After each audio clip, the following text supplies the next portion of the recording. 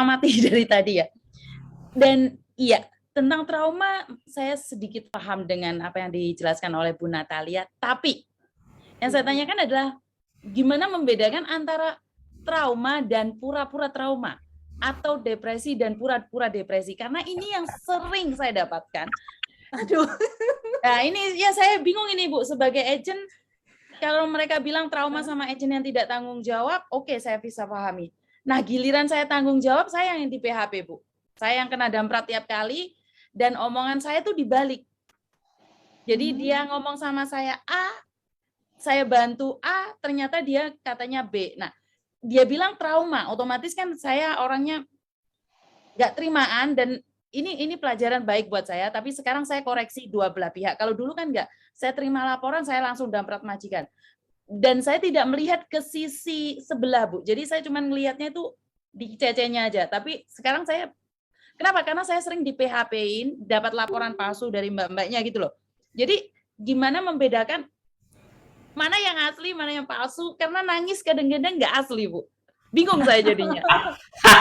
Tapi ya ini kenyataan. Memang saya sering curhat sama Mas Andro sampai pusing mau nolong atau mau motong, Mas. Mau bunuh. Ini malah sebenarnya Mbak Yuni sendiri yang kena trauma. Saya kena trauma. Kenapa saya hampir kurang sedikit, Bu, saya dilaporkan ke labor department karena anak ini mengatakan bahwa dia cari majikan, tanda tangan, data semua masuk, anaknya back out dan menghilang. Sementara majikan menuntut saya. Nah, saya malah kena trauma, tapi saya merasa enjoy aja karena life must go on, kontring yang bilang. Jadi saya dari situ belajar untuk lebih baik lagi, tapi saya tuh yang menghadapi depresi beneran sama trauma atau gimana saya milahnya, Bu? Saya yang stres kayak gitu, malah sekarang saya sendiri yang stres. Iya. Tangisan buaya. Iya. Oke, lanjut boleh. Oke, jadi iya, kata trauma yang pertama, kata trauma itu sendiri ya. Mungkin teman-teman ini saya bisa mengerti karena memang kan tidak semua dari background yang psikologi gitu ya, sehingga kata trauma sendiri mungkin penempatannya tidak jelas gitu ya. Maksud saya adalah sebenarnya apa sih trauma? Jadi saya tadi menyebutkan sebelum fase trauma, masuk ke fase trauma itu ada fase yang namanya gangguan stres akut, dan itu 1 bulan. Dan tentu ada hal-hal yang bisa men-trigger, jadi menyebabkan trauma itu sendiri. Dan pada saat sudah masuk ke fase trauma, itu dampaknya adalah pada kemampuan atau fungsi individu itu baik secara fisik ataupun psikologis. Oke, jadi maksud saya adalah tidak bisa semua hal begitu saja kita anggap sebagai satu trauma. Tentu ini butuh assessment dari profesional. Nah, sama juga dengan gangguan depresi atau gangguan kecemasan. Ya, jadi ini butuh assessment, screening dan assessment dari psikolog atau psikiater. Ya, jadi kalau Mbak Yuni tadi tanya, apakah ini bagaimana nih memilah depresi yang beneran atau pura-pura, gitu kan ya? Tangisan yang beneran atau tangisan pura-pura? Bisa dibawa ke psikolog atau psikiater. Kalau Mbak Yuni mau screening gitu ya, mau tahu beneran nggak sih itu ada banyak sekali screening tools. Apa itu bahasa Indonesianya? Jadi ada beberapa alat ukur. Alat ukur, thank you Mas Andro. Ada beberapa tabel atau alat ukur yang bisa digunakan untuk mengukur apakah ada prevalensi depresi, ada kemungkinan untuk masuk ke fase depresi, atau apakah memang sudah masuk ke gangguan kecemasan. Nah, untuk depresi bisa menggunakan yang namanya PHQ-9. Itu mudah karena hanya 9 pertanyaan. PHQ 9, PHQ-9 ya. Nah, itu ada kriterianya Mbak Yuni. Jadi ada 0, 1, 2, 3 ya. Yang pertama itu berdasarkan gejala-gejala orang depresi ya. Ya, yang pertama adalah sudah kehilangan minat pada hal-hal yang semestinya dia suka. Ya, yang kedua itu gangguan tidur. Apakah ada gangguan tidur dan sebanyak apa? Gangguan tidur itu bisa mencakup tidak bisa tidur atau tidur terlalu banyak, ya kan? Kemudian ada gejala yang berikutnya itu adalah gangguan makan. Gangguan makan ya, itu juga sama, itu mencakup tidak bisa makan, tidak punya nafsu makan, atau nafsu makan berlebihan, ya kan, dan sebagainya ya. Jadi ada beberapa gejala yang masuk di PHQ-9 untuk mengukur apakah ini benar sudah masuk ke depresi atau belum. Dan memang harus hati-hati karena depresi itu sendiri masih dibagi kan, depresi yang ringan, depresi yang menengah, dan depresi yang berat. Ya, sama juga dengan gangguan kecemasan, itu juga ada alat ukurnya yang namanya GAD-7, GAD-7. Itu 7 pertanyaan dengan menggarisbawahi 7 macam gejala pokok untuk bisa dikategorikan menjadi gangguan kecemasan. Ya, jadi benar atau tidaknya perlu diinterview dan interview memang dengan interviewing skills ya, dan saya yakin Mbak Yuni bisa ya, dengan interviewing skills kita bisa melihat dengan detail atau bisa menginterview dengan detail dengan berbagai macam pertanyaan. Tentu perlu sabar mendengarkan dan juga melihat termasuk gerak-gerik dia, mimik dia, pandangan mata, kemudian cara berbicara, intonasi dan sebagainya. Itu perlu interviewing skills, dan untuk bisa dikategorikan beneran nggak sih? Nah, itu perlu alat ukur. Dan kalau bingung, ya nanti bisa hubungi saya bisa bantu screening, atau kalau misalnya nanti sudah ternyata beneran nih kita screening, ternyata ini kayaknya banyak beneran ya, kita bisa bantu ya refer ke psikiater. Oke, sebentar Ibu, saya potong sedikit. Ya. Ibu masih ingat nggak nanganin salah satu anak saya yang ada di boarding house? Yang bersama Mas Andro? Oh iya itu itu anak saya. Itu anak saya. Dan ini saya ingin menanyakan, menurut Ibu, dia itu seperti apa? Oke, pada saat itu ya, pada saat saya datang itu kan dia tidak berbicara apa-apa ya. Dan pada saat itu Mas Andro masih ingat ya? Masih jelas. Kalau disuruh cerita juga masih bisa, Bu. Lanjutkan Bu Natalia. Ya, saya datang ke tempat itu karena Mas Andro minta tolong kan ya, saya datang, saya lihat, saya sudah berusaha mendekati dia, mengajak bicara dia tidak mau, tidak merespon sama sekali. Tidak merespon sama sekali ya. Jadi dia tidur begitu aja, tidak merespon sama sekali. Terus dari teman-teman yang tinggal di situ itu kan bilang dia sudah tidak makan beberapa hari ya Mas Andro ya. Siap, betul. Bahkan tidak minum ya. Betul. Yes. Ya, karena dia tidak bergerak dalam arti memang kayaknya self neglect ya, itu bisa kita kategorikan self neglect. Terus tidak merespon saya. Terus ditambah katanya tidak makan, tidak minum sudah beberapa hari, maka langkah yang bisa kami ambil ya hanya telepon ambulans waktu itu. Ya, sehingga saya juga karena tidak merespon saya juga tidak tahu apakah dia ini mental stage-nya dia seperti apa. Saya juga nggak bisa apa-apa kalau dia tidak bisa membantu dirinya sendiri. Ya, sekali lagi seorang konselor, psikolog, psikiater, kami tidak bisa bergerak banyak kalau si klien atau si pasien ini juga tidak bisa membuka dirinya. Terus kami bisa apa gitu kan? Kami tidak bisa telepon ambulan waktu itu. Ada interaksi ya, jadi tidak ada respon dari yang memang itu alasannya kenapa dari saya pribadi kalau misal dilapor Mbak Kontring, sebentar. Saya teruskan kasus yang tadi. Oke, Bu. Soalnya setelah kenapa saya kadang-kadang merasa bingung ini benar atau tidak? Karena dia cerita sama saya bahwa dia semuanya ingat dan dia tahu apa yang dia lakukan. Dan dia juga dengan jelas mengatakan bahwa dia baik-baik saja. Dia bilang, kalian aja yang heboh. Terus ini seperti apa? Ini apa? Maksudnya ada apa? Saya jadi bingung gitu loh. Dengan situasi seperti itu sampai KJRI mengatakan bahwa saya kurang tanggung jawab karena membiarkan di boarding house sampai lama. Tapi saat dia mau pulang Indonesia mengatakan bahwa dia baik-baik aja. Nggak ada masalah. Katanya saya yang terlalu heboh saja. Ini apa? Karena saya sangat beruntung Bu Natalia lihat dan sebagai bukti bahwa memang dia tidak melakukan interaksi, dia tidak melakukan apapun, makan tidak, mandi tidak, sama Iya. sekali. Tapi dia sangat jelas dengan semua yang apa dia katakan, dan dia tahu. Nah, ini yang sebenarnya lama sekali saya simpan, saya ingin menanyakan dan saya tidak tahu harus nanya sama siapa. Ini contoh apa? Maksud saya adalah apakah dia punya tujuan untuk mendiamkan diri atau membiarkan semuanya? Karena dari rumah sakit dokter itu kan telepon saya, Bu. Sampai Mas Sandro bilang, piye iki, saya sendiri piye iki, karena polisi juga nggak mau, rumah sakit nggak mau. Nah, dan setelah dia pulang, dia bilang dia nggak apa-apa, Bu. Itu gimana? Terima kasih. Oke. Ya, jadi self neglect, tidak memperhatikan dirinya sendiri lagi. Ya, sebenarnya di sini sudah ada beberapa gejala yang cukup memperkuat atau yang bisa memperkuat bahwa teman kita ini mengalami gangguan depresi. Ya, ada beberapa gejala. Ya, yang pertama adalah self neglect. Dia tidak makan, tidak minum, tidak mandi, ya tidak memperhatikan dirinya sendiri selama beberapa hari.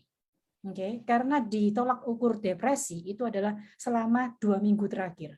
Ya, seberapa sering kamu melakukan hal ini gitu ya. Nah, kalau dia sudah beberapa hari self neglect seperti itu, maka kemungkinan besar dia sudah mengalami gangguan depresi yang menengah sampai ke berat. Ya, menengah sampai ke berat. Oke, yang kedua, gejala yang dialami adalah menangis ya. Dia sering menangis. Dan itu terjadi, itu menurut pengakuan teman-temannya ya. Saya tidak melihat dia sendiri menangis karena dia waktu itu tidur, tapi dia sering menangis dan dia memiliki gangguan tidur. Jadi dia kalau jam tidur itu katanya teman-temannya dia bangun. Dia bangun kemudian dia mau lari dari tempat itu. Ya. Ya, jadi gangguan tidur, kemudian self neglect, terus ditambah lagi adalah, sorry kok saya tiba-tiba ngeblank. Oke, kalau ngeblank kita ganti yang ngomong, Bu. Natalia pikir dulu nanti. Saya potong, saya ingat lagi. Nggak apa-apa, Bu. Tenang aja. Saya ingat. Nggak apa-apa, Bu. Ini nggak ujian Neptanas, Bu. Tenang aja. Ya, terus ada lagi adalah dia bicara sendiri ya, meskipun tidak banyak ya. Yes. Jadi dia bicara sendiri. Jadi memang ada beberapa gejala yang dia alami. Dan itu karena saya tidak interaksi dengan dia, maka saya tidak bisa memberikan judgement bahwa dia depresi. Tetapi dari gejala-gejala yang dia alami, kemungkinan besar dia mengalami depresi menengah ke berat, ya, atau bahkan berat ya. Ini Mbak Yuninya hilang. Ya, nggak apa-apa. Oke, saya sambung, Bu. Jadi pada prinsipnya sebenarnya dia juga tipikal karena dia agent, kemudian ada anaknya yang seperti itu, ya kan? Otomatis tidak ada ahli psikologi dan psikiater yang punya tes, kemudian dia terus ditelepon sama bose, jadi merasa dia ditekan juga gitu loh. Makanya karena dia ditekan juga terus harus lapor gimana, bose Miss Yuni, majikannya kita bilang, majikannya Bandung juga nelpon, anak ini gimana, dilaporin KJRI balikin ke agent.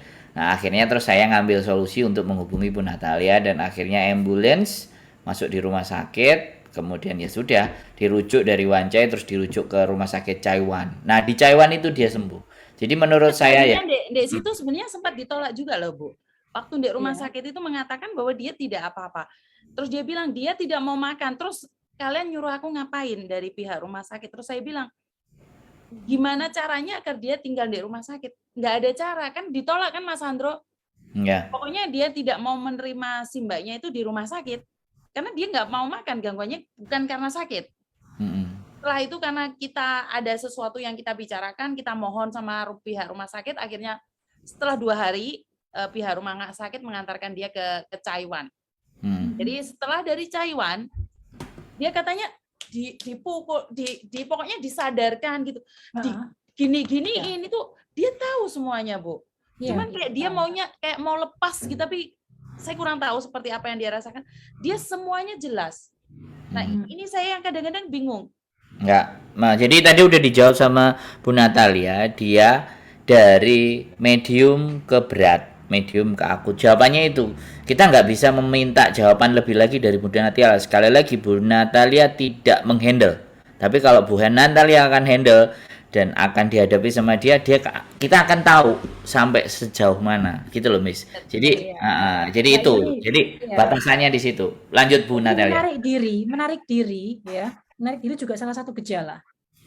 Ya, dia menarik diri. Dan tadi Mbak Yuni mengatakan dia masih dengan sangat conscious ya, masih jelas ya.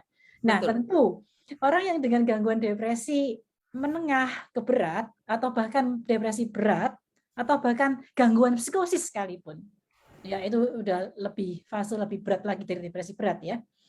Dengan gangguan psikosis sekalipun, mereka masih sadar, masih sadar, masih sadar, tidak sepenuhnya hilang gitu ya, tidak sepenuhnya ngeblank. Jadi mereka masih sadar apa yang sedang terjadi. Tapi memang itu gejalanya mereka muncul menarik diri, kemudian membiarkan diri, tidak memperhatikan diri, gejala ngomong-ngomong sendiri, atau kalau bisa dilanjutkan ya masuk ke halusinasi, delusi gitu.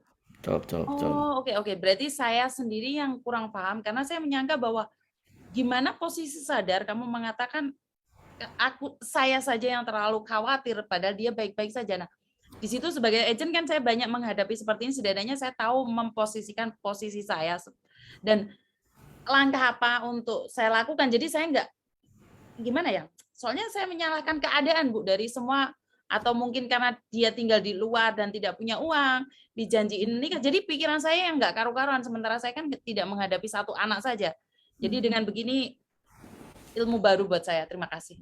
Ya sudah, nanti dikasihkan ke saya saja, saya yang ngurusi, tak balik lagi ke Hong Kong.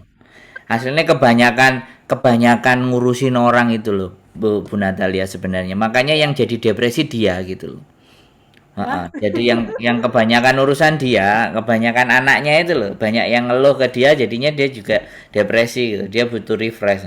Yang ngepres dia bukan hanya anak-anak, laporan majikannya begini-begini, majikannya dia juga ngepres dia. Jadi sebenarnya saya itu seperti hamburger ya Bu ya.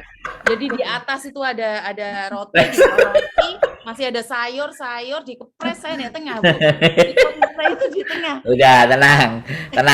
Nanti jadi yang ingin saya tanyakan ya Bu, dengan teman-teman yang gangguannya agak mendekati berat atau agak mendekati ringan, yang pengalaman ini karena saya ngalami, nganterin dia juga ke ambulance di rumah sakit normal itu, dia langsung dites dan semuanya dipastikan ternyata dia sehat dan tidak ada masalah. Nah, secara fisik kan? Secara fisik. Nah, otomatis kalau dia memang mengalami depresi, selanjutnya apakah kita menginformasikan daripada dibawa ke rumah sakit yang umum dulu untuk memastikan kesehatan dia aman, atau kita bikin laporan ke rumah sakit bahwa ini anak masih medium stres menjelang stres, begitu dinyatakan semuanya baik-baik aman, langsung dibuang ke bagian stres atau tempat-tempat karantina orang-orang yang depresi gitu loh Bu. Jadi biar nanti ketika akan muncul kayak gitu itu, kan saya udah mikir kalau Bu Natalia enggak, saya mau ke Pak Slamet ini karena saya tidak ada kenalan rumah sakit apa yang mengurusi manusia-manusia yang macak gila ini loh gitu loh Bu. Gimana lanjut? Macak gila. Ya Bu, bentar Bu, saya juga mau tanya, apakah si aksi dari si anak tadi ya, kan otomatis bilang, saya itu baik-baik saja, kalian aja yang heboh. Nah, ini adalah efek dari trauma tersebut yang akhirnya dia blaming someone else atau driving another level untuk mengangkat kesalahan tersebut pada orang lain. Apakah ini juga merupakan aksi efek dari tersebut gitu loh? Bosone terlalu melip. Bosone menyalahkan banyak orang, jadi blaming some else. Orang gitu kan akhirnya. Oke, kita tunggu Bu Natalia, lanjut Bu. Oke. Yang pertama tentang rumah sakit ya. Ini memang perbandingan jumlah dokter dan orang-orang di Hong Kong itu kan menjomplang sekali ya, sama di Indonesia juga sama. Betul.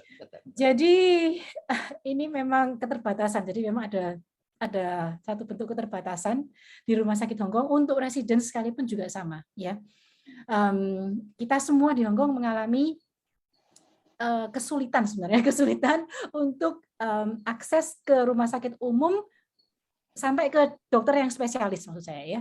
Kesulitan dalam artinya adalah proses menunggu jangka waktu yang cukup panjang, kecuali emergency, yang sangat emergency. Ya, jadi untuk kasus-kasus yang emergency itu kita bisa telepon ambulans, kemudian dibawa ke rumah sakit, kemudian secara fisik akan cepat ditanganin, gitu ya. Nah, tetapi secara fisik cepat ditanganin, kalau belum sampai ke emergency melukai diri atau percobaan bunuh diri, ya, kalau belum sampai ke tahap yang sangat ekstrim itu, maka biasanya juga tidak langsung di-refer ke psychiatric department. Tidak langsung di-refer ke psikiater di rumah sakit umum. Nah, ya, yang saya mau bilang di sini adalah Mbak Yuni dan teman-teman yang ada di Hong Kong, nanti pada saat teman-teman kita itu kalau masuknya by ambulance ya ke AED rumah sakit tertentu, maka secara fisik tentu akan diperiksa dulu karena fisik itu periksa darah, tekanan darah dan sebagainya ya. Kemudian kalau perlu CT scan dan sebagainya. Nah, setelah hasilnya keluar, tolong kalian bisa minta ke dokter yang menanganin untuk di-refer ke psikiater. Ya, kalau memang perlu, di-refer ke psikolog atau psikiater yang ada di rumah sakit itu. Nah, tetapi memang sekali lagi karena jumlah dokter yang sangat terbatas, maka biasanya refer menunggu proses yang panjang. Jadi bukan 1 minggu atau 2 minggu, kecuali untuk kasus yang langsung bunuh diri atau yang melukai diri yang ekstrim ya. Tapi kalau tidak sampai se-ekstrim itu memang perlu proses yang ya kita perlu sabar menunggu. Ya, bisa 1 bulan, 2 bulan atau bahkan 6 bulan. Nah, tentu dalam proses menunggu yang panjang itu kan kelamaan kan. Nah, terus bagaimana nih kalau sampai 6 bulan menunggu? Tentu silakan welcome saja, welcome untuk hubungi kami di Peduli Kasih.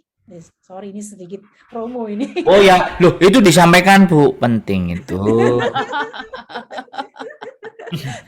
Ya, jadi hubungi kami di Peduli Kasih. Nah, nanti saya dan kawan-kawan kami bisa bantu secara psikologis ya, dan juga secara fisik kami bisa mendampingi ke rumah sakit bertemu dengan dokter. Nah, memang keterbatasannya ada. Jadi untuk sebentar Ibu, kalau saya refer ke situ kan tidak ada biaya untuk mbak-mbaknya atau seperti apa. Jadi setidaknya kan saya jelas gitu. Ada biaya nggak buat mbak-mbaknya? Nah, ini yang refer untuk konselor ya, kami tidak menarik biaya sama sekali ya. Nah, dan juga untuk psikolog. Nah, yang untuk psikiater ini kami ada program kerjasama dengan psikiater di Hong Kong. Nah, ini ada program-programnya gitu ya. Jadi nanti kalau pas ada programnya, nanti itu semua tidak ada biaya, ya, tidak ada biaya. Mantap, Peduli Kasih pokoknya garis bawahnya. Silakan. Sambil menunggu apa? Sambil menunggu proses menunggu psikolog atau psikiater di rumah sakit umum. Karena tidak semua bisa bertemu dengan psikolog dan psikiater di rumah sakit umum